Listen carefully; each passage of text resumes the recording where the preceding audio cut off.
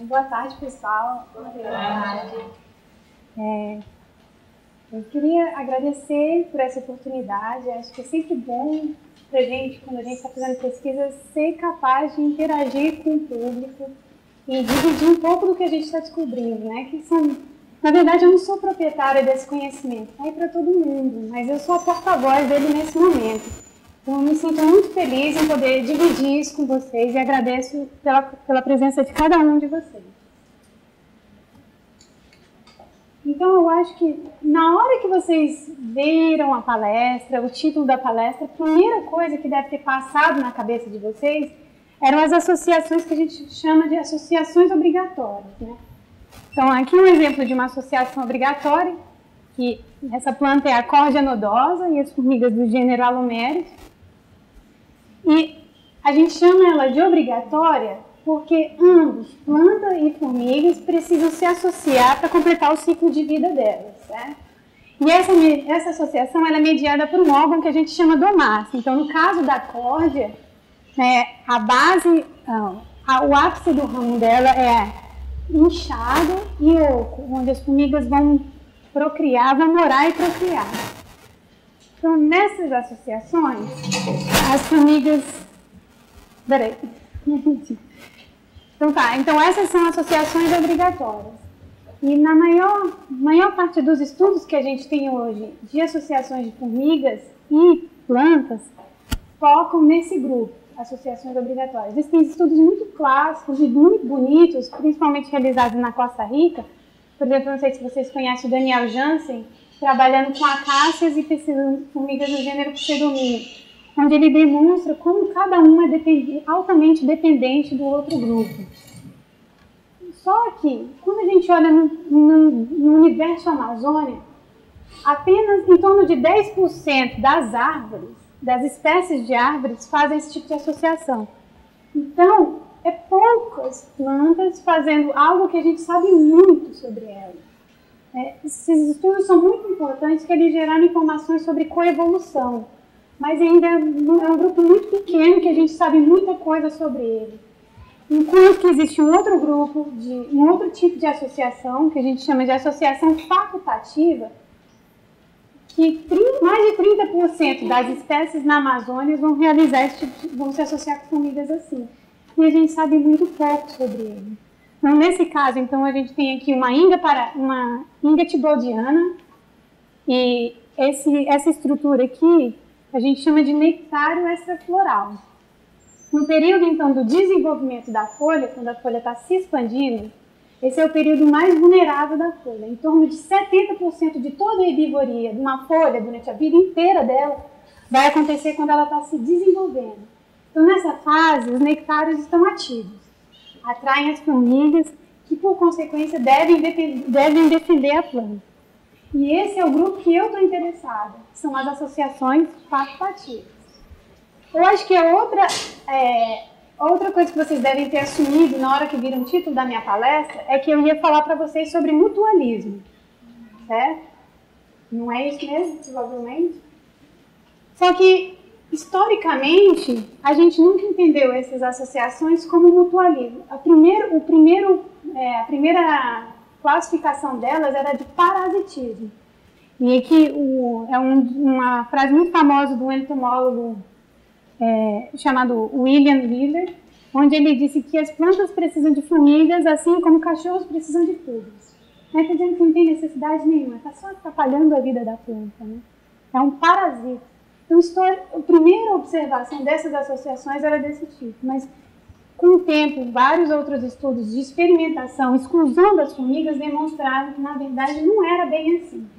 Então, se a gente pegar hoje um apanhado de todos os estudos onde a gente tem associações entre plantas e formigas, onde os pesquisadores excluíram as formigas, tentando entender o que é esse tipo de associação, eu vou mostrar os dados para você. Então, que se a presença da formiga é benéfica, né, se ela é positiva, isso vai gerar um tipo de associação que a gente chama de mutualismo.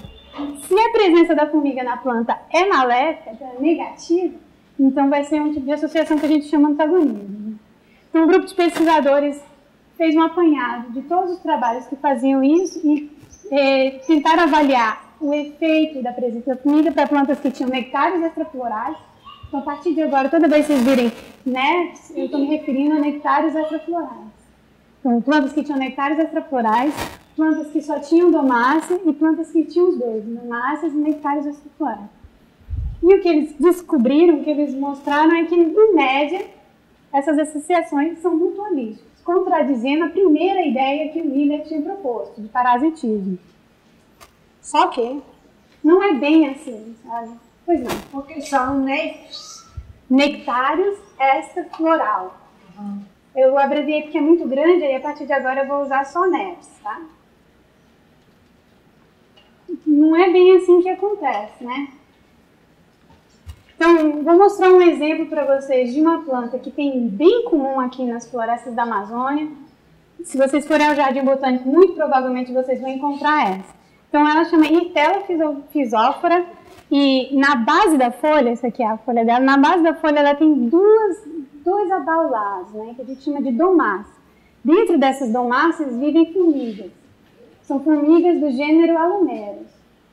E quando a planta tem essas formigas, ela, em geral, ela é super bem defendida. Herbívoros não vão aparecer com frequência e quando aparecem, as formigas defendem bem a planta. Acontece que, quando a planta quer se reproduzir, para completar o ciclo de vida, a planta quer se reproduzir. Quando a planta quer se reproduzir e começa a colocar botões florais, a formiga aparece e corta esses botões. Então acaba sendo um parasita. A planta não consegue completar o ciclo de vida dela por causa disso. E um estudo muito bonito do pessoal do INPA até, eles mostraram que na verdade a planta rebate isso, né? Então o que ela faz? Ela aborta aquelas domáceas na base da folha para ser capaz de reproduzir. Então ela só consegue se reproduzir quando ela se livra das formigas. Então nesse caso aqui, esse é um exemplo de antagonismo, certo? Só que existem outros casos também. Então a gente já falou de mutualismo, que na maioria das vezes é mutualismo. Eu acabei de exemplificar para vocês um caso de antagonismo, onde as formigas estão parasitando a planta, e existe um outro tipo de associação. Então, essa aqui é uma outra planta que você vai ver muito comumente aqui na Amazônia, é a Sococa bulífera. Essa aqui é uma folha dela, e na base ela tem esses abaulados também, onde vivem as formigas. Tem dois tipos de formigas que vivem aí. Formigas do gênero Crimatogaster e formigas do gênero Azteca. Um grupo também aqui no INPA, que eu acho muito legal, esses são estudos do INPA. Um grupo aqui do INPA tentou quantificar qual que era a diferença da contribuição de cada um desses tipos de formiga. Acho que é importante notar que as formigas elas não dividem a planta. Ou naquela planta só vai viver Azteca, ou naquela planta só vai viver Crimatogaster, certo? E o que eles observaram, eles fizeram experimentos de herbivoria, né? Cortavam a folha simulando um herbívoro, e tentavam quantificar a resposta da formiga para isso. E eles notaram que nas plantas que tinham Crimatogaster morando dentro dela, a resposta era muito pequena. Elas apareciam com um baixo número. Enquanto que nas plantas que tinham Azteca, as formigas do gênero Azteca, apareciam muito mais, demonstrando que essas plantas com Azteca Aztecas são muito mais mutualísticas do que as Crimatogaster. A Crimatogaster não está dando a planta, ela só está vivendo lá, de uma maneira neutra. Isso é o que a gente chama de comensalismo. A formiga se beneficia, mas a planta não ganha nada com aquela associação. Certo?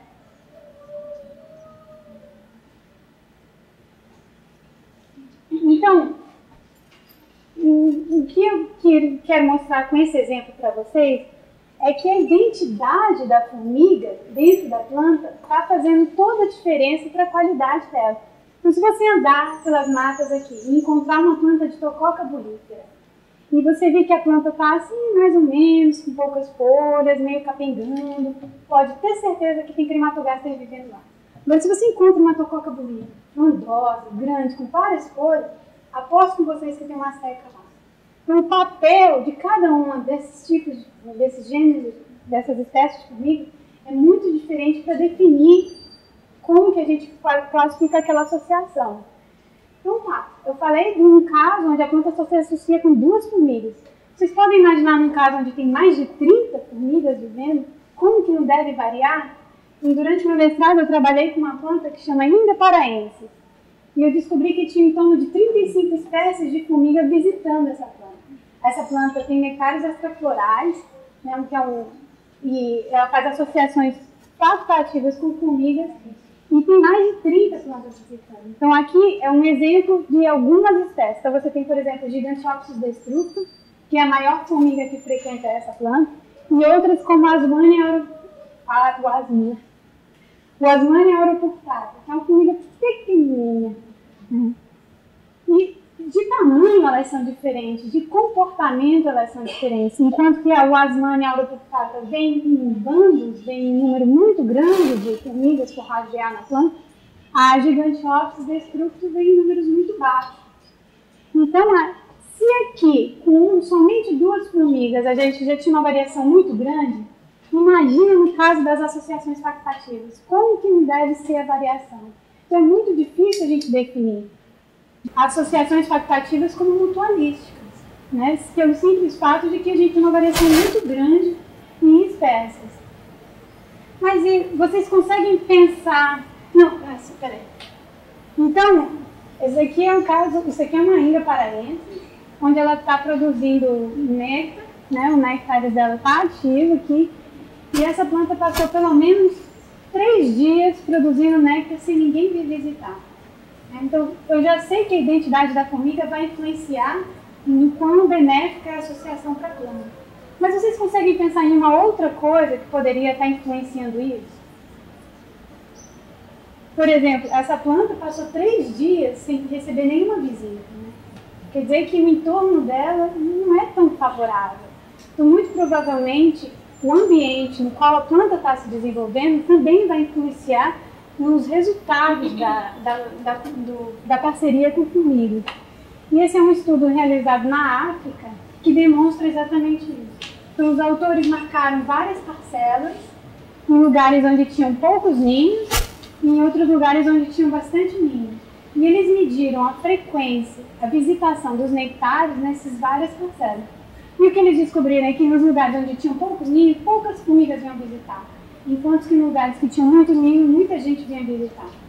Então, tem 2 coisas aqui. Então, a gente tem que as espécies estão influenciando e que o ambiente também está influenciando na associação. Então, o melhor termo para definir esse tipo de associação não é mutualismo, e sim mutualismo condicionado. Essa foi uma proposta da Judith Bronstein, uma pesquisadora americana, onde ela propõe que, na verdade, é muito difícil a gente dizer que se é parasita, se é mutualista ou se é só mutualista. E isso depende muito do efeito de uma espécie sobre a outra. Então, no caso onde uma espécie tem muito mais efeito sobre a outra, enquanto uma espécie está se beneficiando muito mais do que a outra, e a outra só está tendo danos naquela associação, a gente tem um caso de predação. Quando o efeito de uma sobre a outra é equilibrado, ambas estão ganhando com isso, a gente pode chamar de mutualismo. E o que ela propõe é que, na verdade, isso é muito mais importante entender essas variações do que simplesmente taxar de positivo ou de negativo. Então, essa é uma frase que eu gosto muito dela, onde ela diz que todos os possíveis resultados de uma determinada associação podem revelar muito mais sobre a dinâmica ecológica e evolutiva. Então, foi isso que eu decidi estudar no meu doutorado. Eu decidi que, na verdade, era bom a gente parar de olhar e só taxar as coisas como positivo ou negativo e tentar dar uma visão um pouco mais ampla e tentar entender as dinâmicas que realmente acontecem nas associações. Então, eu acho que o próximo passo agora é rever o título da minha palestra, né? Eu estou interessada em 2 coisas, na verdade, na identidade da formiga e no local onde a planta está crescendo. Então, o melhor título para essa palestra seria: diga-me com quem tu andas e onde estás, e eu te direi se estás bem protegido. Certo? Então, o que eu vou mostrar para vocês agora é um trabalho que eu realizei ano passado, tentando testar se a distância de uma planta ao ninho de formigas ia influenciar, assim como a presença, assim como a identidade da espécie do ninho. Certo?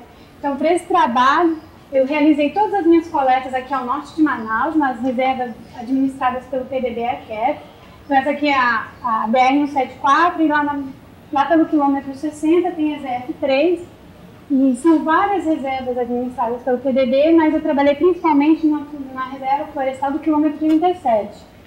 Nessa reserva são 25 hectares, onde todas as plantas acima de 1 centímetro de DAP, né, de diâmetro na altura do peito, estão identificadas. Facilita bastante o trabalho. Então, com os resultados do meu mestrado, eu resolvi selecionar 2 tipos de formigas para fazer esse trabalho. Eu escolhi das formigas que eram mais frequentes nas minhas plantas durante o mestrado, eu escolhi 2. Uma são do gênero Azteca, né? São formigas pequenas e costumam nidificar. Essas aqui que eu estou interessada, elas costumam nidificar no solo. E outras formigas da espécie Ectatoma tuberculare, que elas também nidificam no solo e são bastante abundantes. Todas as duas são bastante abundantes e é muito fácil encontrar o ninho delas, que facilita também o trabalho. Então, como é que eu fiz meu experimento? Primeiro fui ao campo e marquei 10 ninhos de cada espécie. 10 ninhos de Azteca e 10 ninhos de Ectatoma. Depois, próximo de cada de um desses, eu selecionei 2 plantas. Uma que estava pertinho, a 1 metro de distância do ninho, e outra que estava a 10 metros de distância do ninho. Eu escolhi a espécie do Guetia flagellaris. Primeiro porque a do Guetia é uma das espécies mais comuns aqui na Amazônia, principalmente nessa área aqui onde eu estou trabalhando. E depois porque ela não tem nectar extrafloral, o que me possibilita manipular essa estrutura. Então, durante o período de produção de folha jovem, lembra que eu falei para vocês que a folha jovem é a mais importante para a herbivoria? É quando realmente acontece a herbivoria? Então, durante o período de folha jovem, eu escolhi 2 ramos que tinham folha jovem. Uma onde eu coloquei o nectário extrafloral artificial e uma outra onde eu chamei de controle que não tinha nectário extrafloral. Esse meu nectário era só uma tampinha de um tubinho de Eppendorf que eu colava na planta e colocava água misturada com açúcar. Então, no fim, o meu experimento tem 4 tratamentos, né? Então, são 10 ramos perto dos ninhos com nectários, 10 ramos perto do ninho sem nectários, depois 10 ramos longe do ninho com nectários e 10 ramos longe do ninho sem nectários. A gente vai ver bastante essa tabelinha, então espero que esteja bem claro para todo mundo. Então, primeiro, isso aqui é uma foto de como eu experimento no campo, né? Então, isso daqui é a tampinha do tubinho de Eppendorf, ele está cheio de néctar, e nesse caso as formigas visitaram. A folha aqui já está na fase final do desenvolvimento, quando ela está novinha, ela é bem vermelha, e já na fase final ela vai mudando de cor para um verde mais claro. Então, na primeira pergunta que eu queria responder é se tanto a presença do nectário quanto a distância iam afetar a visitação das formigas, né? Então, para os ninhos de Azteca, a primeira coisa que eu notei é que a Azteca não frequenta, não gostou do meu experimento. Ela só correu uma vez, dos 40 ramos, ela só correu uma vez. E não foi nem perto e nem no ramo que tinha nectar.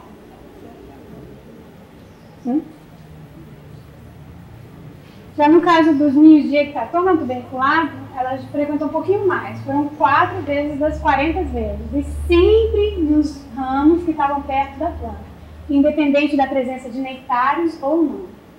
Esses 2 resultados que eu mostrei para vocês é só o caso das formigas donas dos ninhos, certo? Quando eu olho agora no compilado total de todas as formigas que frequentaram os nectários, a primeira coisa que ressalta é que próximo dos ninhos de Azteca, as formigas frequentam os ramos que têm nectário, independente de estar perto ou longe. Então isso demonstra que néctar realmente atrai formigas. Isso a gente vê dentro de casa, né? Quando tem formiga na açucareira. No caso dos ninhos de Ectatoma tuberculare, já foi um pouquinho diferente. Então tem formigas de todas as outras espécies frequentando tanto as plantas com nectário quanto sempre as plantas perto.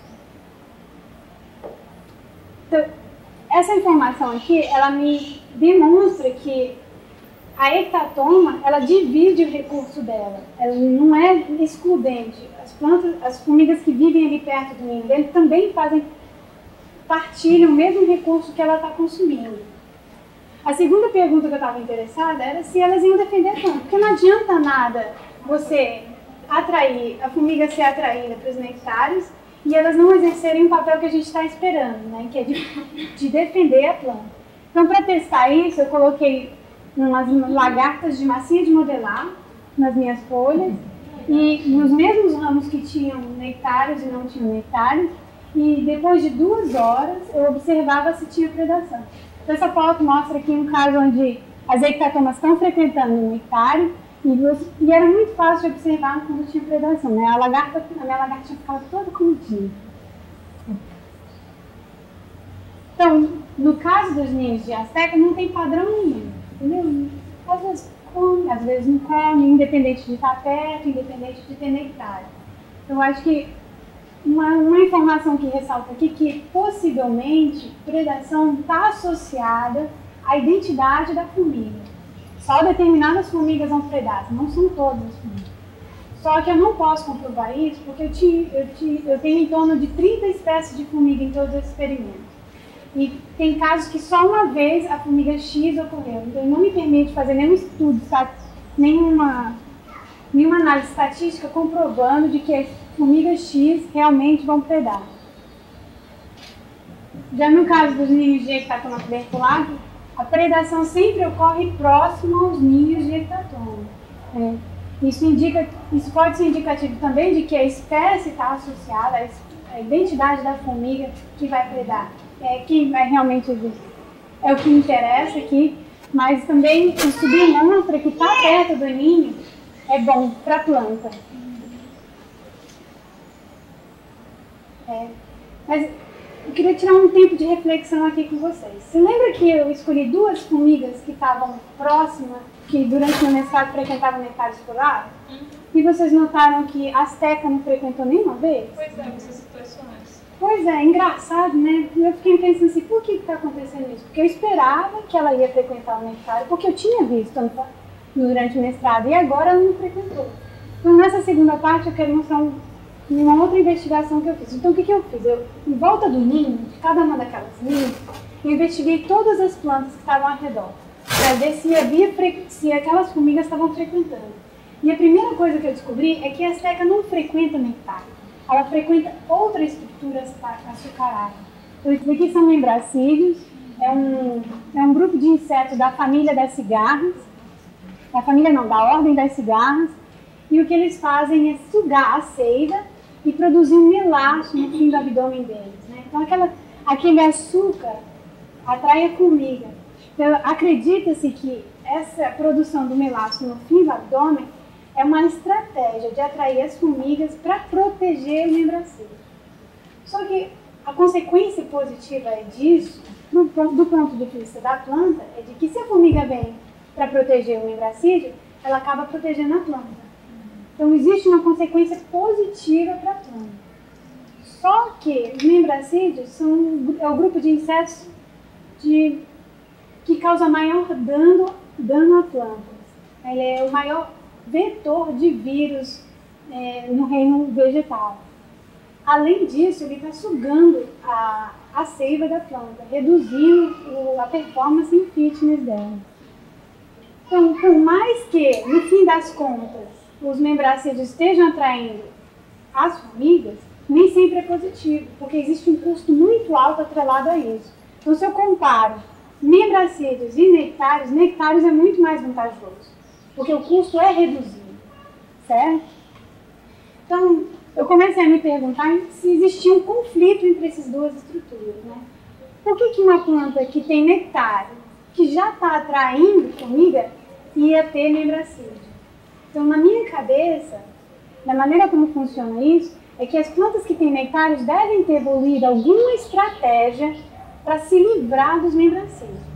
Então, para testar isso, eu usei os dados que eu tinha já, dos inventários ao redor dos ninhos, e eu tentar verificar se quando a planta tinha nectário, a minha expectativa é que quando a planta tinha nectário, membracídios fosse pouco frequente, né? Tivesse muito mais plantas com nectários e sem membracídio. E quando o membracídio estivesse presente, seria muito mais frequente nos casos de plantas sem nectário. Vocês entenderam isso? Então, quando eu olho nos meus dados, isso parece se comprovar. É importante ressaltar que isso aqui são dados preliminares, mas eu acho que eles trazem uma informação muito importante aí. tão importante que eu resolvi mudar um pouco os direcionamentos do meu doutorado para investigar um pouco mais da história evolutiva da associação da planta com membracídios e das plantas que têm nectário. Só que para contar o resto dessa história, vocês vão ter que esperar um pouquinho mais, porque eu ainda estou coletando dados. Então, vamos amarrar aqui tudo que a gente aprendeu hoje, né? Então, a primeira pergunta é benéfico se associar para a planta? Sempre do ponto de vista da planta. É benéfico para a planta se associar com formigas? Pelo que a gente viu até agora, dos dados que eu mostrei para vocês, o mutualismo ocorre principalmente quando a planta está próxima do ninho. Enquanto que quando a planta está longe, vai ser muito mais casos de comensalismo, né? A formiga vai visitar a planta, mas ela não vai trazer nenhum benefício para ela. Então, quais são os fatores que podem estar influenciando essa associação, né? Então, eu tenho que plantas gostariam de se associar com formigas para, em consequência disso, ter uma redução da herbivoria. A formiga que visita vai reduzir a herbivoria na planta.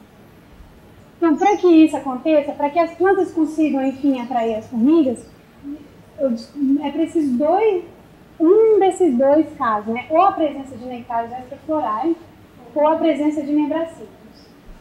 E para que a formiga defenda a planta, distância é o principal fator influenciando aqui. Plantas que estão mais perto do início beneficiam mais. Só que a espécie da formiga também afeta essa associação. Então, eu não poderia ter realizado nem metade desse trabalho se não fosse com a ajuda de muita gente, mas aqui eu queria ressaltar só algumas pessoas que já colaboraram com esse trabalho, principalmente o pessoal que foi para o campo comigo, e principalmente a Malu, que foi minha assistente ano passado, e eu também não poderia ter feito nada disso sem dinheiro, né? Então, a Universidade de Utah tem financiado os meus estudos lá, e o CREU é quem tem bancado a parte de campo aqui, vem o financiamento deles, eles têm bancado. E o apoio logístico do PDB também tornaria, se não fosse pelo apoio logístico do PDB, todo esse trabalho seria inviável. Então, eu me despeço com vocês deixando o meu contato e estando presente para receber suas perguntas.